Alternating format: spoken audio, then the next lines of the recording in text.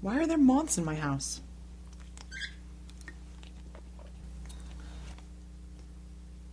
Where did all these moths come from?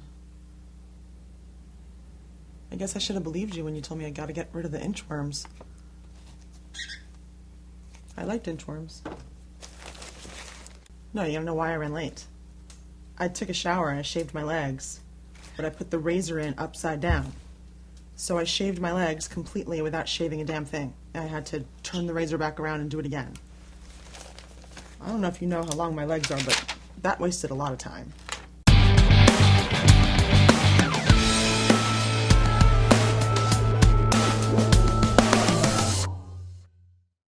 Welcome back to my vlog.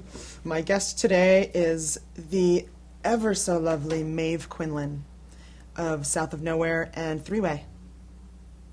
Cheers. Cheers. Oh, you have ice in yours. Yeah, I like it really cold. I do too, usually. I'm sure it's really trashy that I do that, but, you know. Is it? I know nothing of wine etiquette. Absolutely nothing. I To me, it's probably- like ice. Sure, why not? Yeah. So fun to be with you. It's fun to have you Yeah. here. I met Maeve at the Three-Way premiere party, and We hit it off right away. Yeah, we did. And I said to myself, I must get Maeve in my house. Under what pretenses? Then I saw the video, and I saw you give a nice shout out to me, and I thought, I must make her my friend. It's my motto. Okay. Silly and serious. Yeah. Seriously silly. Silliest. Silly. Silliest. Silliest. Isn't that a vitamin of some sort? Or disease. This pisses me off. Will you help me with problems I have? Because I have so many. You're really good. Yeah, what do you got? Let's talk about one. Okay, all right, so let's No, I have a really freaky memory. do you? I'm like Rain Man. I have like no memory at all. I think it was 11 years on the Bold and the Beautiful because you've got to learn so much dialogue. You don't need television. You just need the internet to watch Three-Way. It's gonna all come back to What Three-Way. website? Three-Way.tv. Tell them. Three-Way is this new web series that luckily has gotten off to a great start.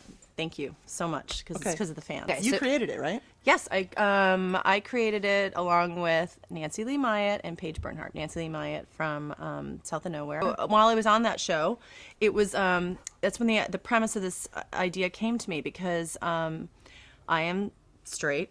So We'll see about that. So I say. And you have great people in the cast. There's Jill Bennett and Oh my gosh. Miley. What's Miley's last name? Flanagan. Flanagan. He's Hilarious. I mean, honestly, and Kathy Shim. I play on South of Nowhere, Paula Carlin, who's, I mean, homophobic would be a term that you could use. She doesn't think she is, of course. And so I was on, unfortunately, which you should never do, I was on the message boards. On the end, the South of Nowhere message boards, and they're like, "I hate Maeve Quinlan. She's a homophobe." And it's like, "Oh my God, I'm just acting."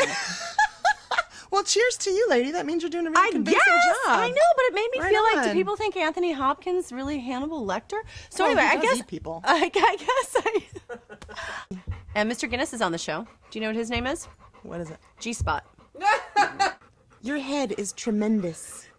And the heavy breathing. It's tremendous. Loud. It's a very large skull. If all men could be like Mr. G, I wouldn't I think be Comet single. has a crush on him. I think so too. Yeah, she goes between flirting and playing hard to get. Yeah. Yeah, she's got it down right. Look at her.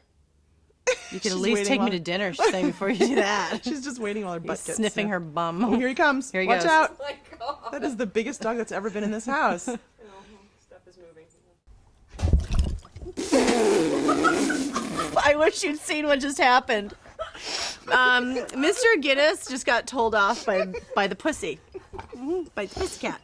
And now he's crying, like every man. Go lie down. Go lie down. Go on. Come on. Or not. Yeah. Did you want to, okay, that was 12:37. You want to get to some letters? Gus needs a breath mint. It's Guinness. Oh. I get a lot of letters from a lot of people all over the world, who want to know how to come out. And we've talked about it on this vlog. And my advice has often been, you have to move. If you're living in a part of the world or in a town where you just cannot be yourself, you have to get out. And I got a lot of follow-up letters that said, yeah, that's great advice, but what if I can't? What if I can't financially move? What if there's other reasons I can't move? Maeve and I talked about it. But you're right. Go to where there's a strong community. And, it's sad, though, that you have to move just to be accepted. What do I tell them, Maeve, if they can't move? I got some letters now that said that was great advice, but financially I can't do it. And this letter, wait, I'm going to go straight to it. Basically, she's living on... Is this the one from Greece? Yeah, a small Greek island called the Mediterranean, in the Mediterranean Sea called Cyprus. Mm-hmm. And she basically is describing her family life and her community to me and saying, coming out and living as an out person just isn't an option, so how do I live in the closet and be happy? You ask me. I'm just wondering, how does that question land on you?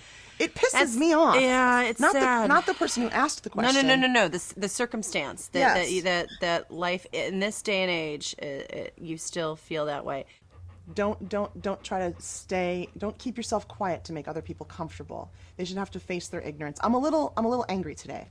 I'm a little angry today because I get a lot of letters like this, and I'm not angry at the letter writers. No, you're angry at the ignorance. God, you know what? And it's sad because it's like we just said, like if you don't live in those major sort of cities where you have the community behind you, and then you're with friends that you feel support and everything, it is very, very difficult. Yeah. And how are you truly happy if you're not yourself, and able to be free and be yourself? I don't know. I mean, I think I thought about this, and I could not, and I just kept getting more and more angry. Yeah. And I don't have an answer to tell you you can live inauthentically and be happy. I can't do that to you. I can't tell you to do that. I can only tell you to start planning to get out. Get somewhere else where you can live fully as yourself. You shouldn't have to hide. You shouldn't have to make all of your decisions to keep other people happy. It makes me so mad. Yeah. I'm tired of being Mr. Nice Guy about it. Get out. But I do sometimes on MySpace get letters saying, thank you for playing this character, Paula Carlin, I'm talking about South of Nowhere, who is exactly what this girl is fighting against, is, a community that actually thinks, or people or parents that actually believe that if through religious beliefs or archaic beliefs or whatever it is, that, being gay is wrong. There's no right or wrong. There is no choice to it. So. It's hard when everybody around you, when you tell them this is a piece of who I am, they're convinced that it's a sickness or something disgusting. Yeah. Or it's always sort of interesting to me when someone says it's a choice. Yeah. Why, with the adversity that you have to face to be gay, would you choose to be gay? Yeah. Now, as a gay person, I'm happy I'm gay. I wouldn't choose to be straight if I could. Yeah. I would never choose to be straight if I could because I'm happy with who I am. I'm happy being gay. I'm happy with where it's led me in my life. It has led me to pay attention to my own decisions. I've had to think about my own choices. When you get married, there's something borrowed, something blue, something, what is it? How does it go? Let me think, because I was married. Something borrowed, something blue, something old, something new. There you go. And then there's the white dress, and then there's the bridesmaids, Yeah. and the colors, and they all wear the same dress. And there's these traditions that I'm sure are really fun to be a part of, but in some way they keep you safe from having to make your own choices about those Absolutely. things. I'd rather sit down with my partner and decide, what do we want this ceremony to look like for us? And we're sort of, as gay people, forced to do that because we don't fit into the template of any tradition. Right. And that's one example, but this has been something that being gay has offered me through my entire life. I've had to go, well, where do I fit in this situation? Right. Instead of just going with the status quo.